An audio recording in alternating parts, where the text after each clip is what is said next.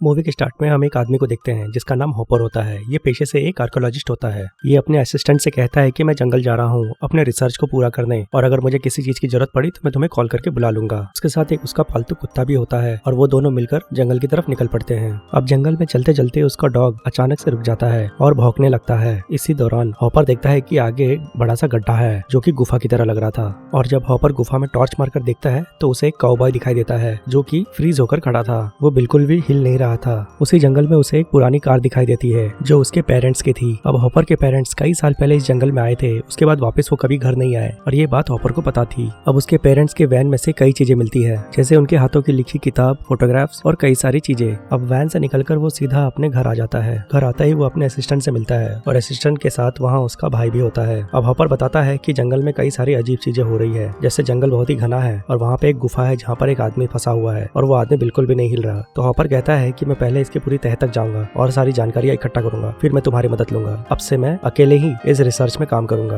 अब इतना कहकर हॉपर फिर से उस जंगल की तरफ बढ़ जाता है और देखते ही देखते वहाँ रात हो जाती है। फिर वो अपना टॉर्च ऑन करता है और गुफा के अंदर घुस जाता है और धीरे धीरे गुफा के अंदर बढ़ने लगता है। वो गुफा में देखता है कि वो काऊ बॉय अभी भी वहीं खड़ा है, एग्जैक्ट उसी पोजीशन में। कि हॉपर थोड़ा चौंक जाता है और वो गुफा में घंटों वेट करता है ये देखने के लिए कि वो आदमी हिलता है या नहीं। फिर हॉपर थक हार कर गुफा से बाहर आ जाता है और कहता है कि आज मैं इस बात का पता लगा कर ही रहूंगा कि आदमी के उस तरफ उस गुफा में क्या है जिसे वो आदमी हिल नहीं रहा। फिर वो पत्थर पर एक रस्सी बांधता है गुफा में अंदर जाने से पहले। फिर वो रस्सी के सहारे गुफा में घुसता है और धीरे धीरे आगे बढ़ता है। गुफा में कुछ कदम चलते ही उसे एक हवा में नमी सी महसूस होती है। ऐसा लगता है जैसे कि यहाँ पर कोई नमी की एक दीवार है। वो उस नमी को अपने हाथों में स्पर्श करता है और धीरे धीरे उसके अंदर चला जाता है। और जैसे ही वो अंदर जाने लगता है तो वो देखता है कि काऊ बॉय में थोड़ी हलचल होने लगती है, और जैसे जैसे वो और नजदीक जाता है तो काऊ बॉय में तेजी आने लगती है, और जैसे जैसे वो काऊ बॉय के और नजदीक पहुंचता है तो काऊ बॉय नॉर्मल स्पीड पकड़ लेता है। ये सब देखकर हॉपर चौंक जाता है और वो सोच में पड़ जाता है कि ये सब यहाँ क्या हो रहा है। अब दूसरी तरफ हम देखते हैं कि हॉपर 2 दिन से घर नहीं आया होता है और घर पर सारे लोग परेशान हो रहे होते हैं। तो हॉपर की असिस्टेंट और उसका छोटा भाई हॉपर की दोस्त को कॉल करते हैं पता लगाने के लिए कि हॉपर उसके पास है या नहीं।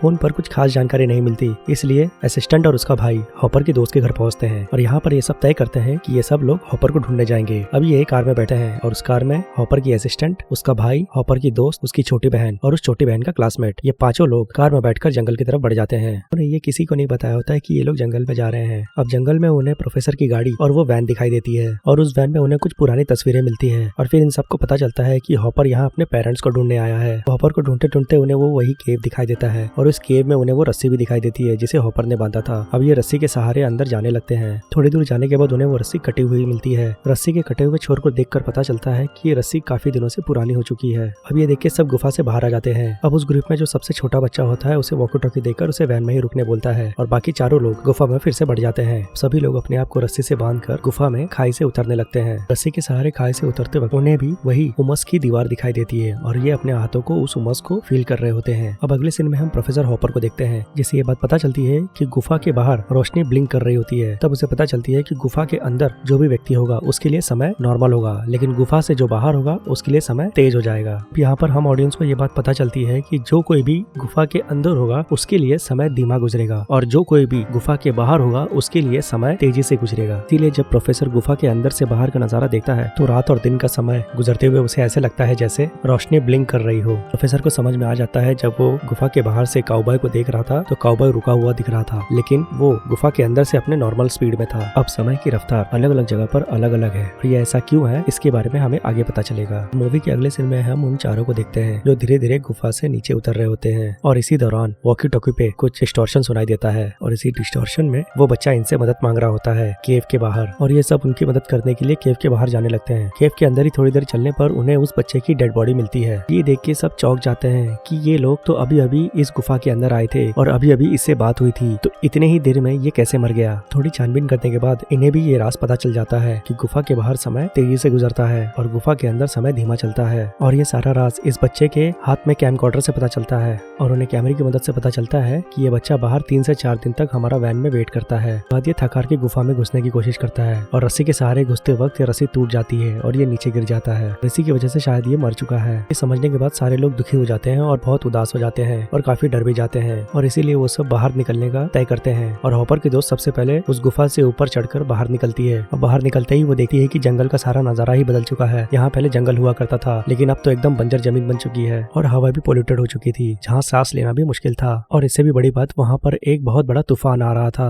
वो ये सब देख के एकदम चौंक जाती है और सोचती है कि हमें इस गुफा में तो सिर्फ 1 घंटा ही हुआ है और बाहर का नजारा तो एकदम ही बदल चुका है। यहाँ हम ऑडियंस को पता चलता है कि इनका गुफा में बिताया हुआ 1 से 1.5 घंटा बाहरी दुनिया के हिसाब से 1000 साल बीत चुके हैं। इसी के बीच जब वो आसमान पर देखती है तो उसे एक ट्रायंगुलर से चीज दिखाई देती है। अब उसे समझ नहीं आ रहा था कि ये ट्रायंगुलर चीज है क्या, इसलिए वो उसका रिकॉर्डिंग कर लेती है। अब वो फिर से गुफा के अंदर आ जाती है और गुफा में आता ही वो सारे दोस्तों को ये सारी बात बताती है कि बाहर की दुनिया तो तबाह हो चुकी है। बताती है कि दुनिया 1000 साल आगे निकल चुकी है और हर तरफ तबाही मची है, पर उस तबाही का असर इस गुफा के अंदर कोई असर नहीं कर रहा। उनके दोस्त इसकी बातों को नहीं मानते। वो कहते हैं कि तुम्हें गए हुए अब 2-3 सेकंड भी नहीं हुए और तुम वापस भी आ गई। इतनी देर में तुम उतने सारा नजारा कैसे देख लोगी। हॉपर की दोस्त बोलती है कि मैं झूठ नहीं बोल रही और वो उसे अपना फोन दे देती है और बोलती है कि इसमें जो वीडियो है उसे देखो। और ये वीडियो देखते ही सबको यकीन हो जाता है। अब ये चारों बहुत ही ज्यादा डर जाते हैं और पैनिक हो जाते हैं और सोचते हैं कि अब बाहर की दुनिया तो तबाह हो चुकी है, अब केव के अंदर वो अपनी सारी जिंदगी कैसे गुजारेंगे। तो उसी वक्त हम देखते हैं कि एक रोशनी बाहर से अंदर की तरफ आती है और वो रोशनी एक लैडर में तब्दील हो जाती है और उसमें से एक आदमी सूट पहना हुआ अंदर आता है। अब ये आदमी है या एलियन, ये हमें आगे पता चलेगा। ये चारों लोग उस हाईटेक सूट को देख के डर जाते हैं और उससे दूर भागने लगते हैं, लेकिन वो हाईटेक सूट वाला बंदा इन लोगों को कुछ नहीं करता है और देखते ही देखते पीछे से आदि मानव आ जाता है और उस पर अटैक करने लगते हैं। हम ऑडियंस को ये पता चलता है कि आदि मानव भी इस गुफा में आकर फंस गए हैं। सूट वाला बंदा उस जंगली आदमी को खतरा समझकर उसे मार डालता है और मौका देखे ये चारों वहाँ से भाग जाते हैं और गुफा में और अंदर जाने पर उन्हें हॉपर के पेरेंट्स दिखाई देते हैं, पर हॉपर के पेरेंट्स मर चुके होते हैं। इसे भी उस जंगली लोगों ने मार दिया था। अब इनके डेड बॉडी को देख के ऐसा लगता है जैसे कि ये कुछ घंटे पहले ही मरे हैं। अब वो जंगली लोग भी वहीं पर होते हैं और उसी वक्त वो जंगली हॉपर के असिस्टेंट के भाई को भी अटैक करता है और उसे भी मार देते हैं। पर उसी वक्त वहाँ पर वो सूट पहना हुआ बंदा आ जाता है और वो बंदा असिस्टेंट के भाई को उठाकर बगल वाले पानी में डाल देता है और उसे थोड़ा सा डुबा देता है और पानी में डालते ही वो लड़का जिंदा हो जाता है। और यहाँ पर हमें मूवी का मेन प्लॉट दिखाई देता है और ये पानी कोई आम पानी नहीं, ये फाउंटेन ऑफ यूथ है। इस पानी के इस्तेमाल से लोग जवान भी हो सकते हैं और प्लस मरे हुए को जिंदा भी किया जाता है। और इसी फाउंटेन ऑफ यूथ की तलाश में इसके माँ बाप भी यहाँ पर आए थे, जो कि हमें उसकी डायरी में दिखता है। इसी दौरान वो जंगली आदमी फिर से उस हाईटेक बंदे पर अटैक करता है और उसका मास्क निकाल देता है। मास्क निकालते ही हमें पता चलता है ये तो एक 8 फीट का इंसान है, पर ये किसी तरह इस गुफे में सांस नहीं ले पा रहा। उसकी सांसें अटकने लगती है और वो मरने लगता है।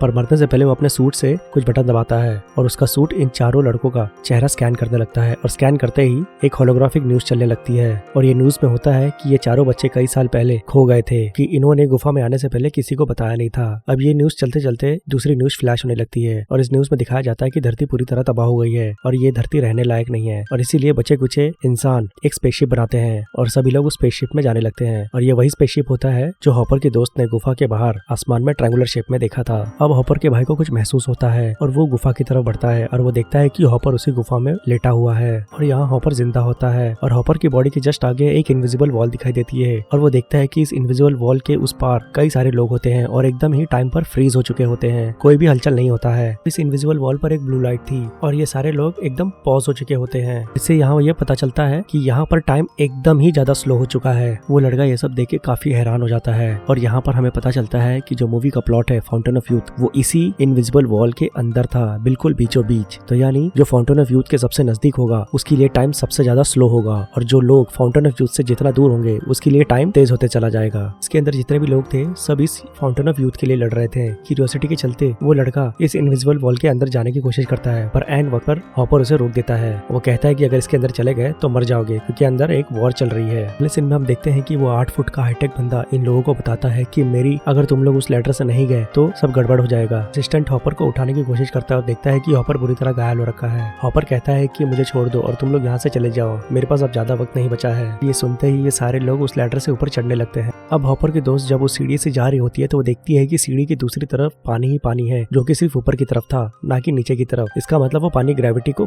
फॉलो नहीं कर रही थी। जैसे ही वो पानी की तरफ देखती है तो बाहर से एक हाथ आता है और इसे खींचकर अंदर ले लेती है और इसी के चलते उस लड़की का भाई सीढ़ी से गिरने लगता है। लेकिन हम देखते हैं कि अंदर का टाइम काफी स्लो हो रहा था, क्योंकि हॉपर की दोस्त उस गुफा से बाहर आ चुकी थी और हम अगले ही पल देखते हैं कि हॉपर की दोस्त फिर से पानी से बाहर आ जाती है गुफा के अंदर। लेकिन इस वक्त वो एकदम हाईटेक हो चुकी होती है और वो अपने साथ कई सारे हाईटेक एडवांस रस्सियां भी लाती है और इस रस्सियों की मदद से वो सारे मरे हुए लोग और अपने साथियों को पकड़कर स्पेसशिप में ले जाती है। हम देखते हैं कि उस स्पेसशिप में फाउंटेन ऑफ यूथ का पानी भी होता है, जिससे मरे हुए लोगों को फिर से जिंदा कर देते हैं। अब हम देखते हैं कि ये स्पेसशिप दूसरे प्लेनेट की तरफ बढ़ रही होती है और यह प्लेनेट होता है मार्स, क्योंकि मार्स उस वक्त रहने लायक अनुकूल हो चुका था। और ये डिसाइड करते हैं कि ये फिर से उस फाउंटेन ऑफ यूथ की तरफ उस केव में जाएंगे और वहाँ पर जितने भी लोग हैं सबको ले आएंगे, क्योंकि क्योंकि इंसानी रूप में बस यही लोग बचे थे, बाकी तो सब 8 फीट के हाईटेक बंदे बचे थे उस स्पेसशिप में। और यहीं पर इस अजीब सी मूवी का अजीब सा एंड हो जाता है। और यहाँ पर मैं बात करना चाहूंगा दोस्तों कि फाउंटेन ऑफ यूथ को एक मेटाफर की तरह यूज किया गया है। एक्चुअल में ये एक टाइम डायलेशन की मूवी है, और टाइम डायलेशन यानी कि अलग अलग जगह पर अलग अलग समय अपनी अलग अलग रफ्तार पे चलते हैं। डायलेशन एक साइंटिफिकली प्रूवन थियरी है, जिसका एक बेहतरीन सा एग्जांपल है कि ब्लैक होल की तरफ अगर कोई बंदा होगा तो उसके लिए समय एकदम ही धीमा हो जाएगा, ना के बराबर, और हमारी दुनिया में समय एकदम तेज हो जाएगा। या फिर दूसरा एग्जांपल है कि स्पेस शटल में जो भी एस्ट्रोनॉट होगा तो उसकी उम्र हमसे कुछ माइक्रोसेकंड स्लो चलेगी एज पर उस बंदे के हिसाब से जो धरती पर है। अगर आपको मेरा ये एक्सप्लेनेशन अच्छा लगा तो प्लीज प्लीज प्लीज इस चैनल को लाइक करें, सब्सक्राइब करें और शेयर करें, और मेरे जैसे नए यूट्यूबर को सपोर्ट करें। Thank you.